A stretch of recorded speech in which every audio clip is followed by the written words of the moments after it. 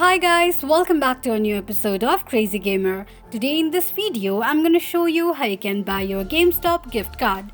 Keep watching the video till the end. To buy your GameStop gift card, firstly go ahead and launch over any web browser of your preference.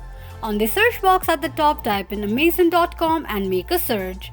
The official page of Amazon will appear on the screen.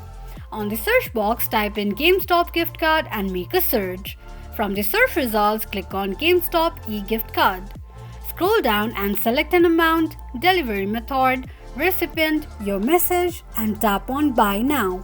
On the next page, sign into your account, enter your card details, pay for your gift card, and that's how you'll be able to buy GameStop gift card quickly and easily just in few steps. If you have any thoughts or queries, let us know in the comments section. Don't forget to subscribe to our channel.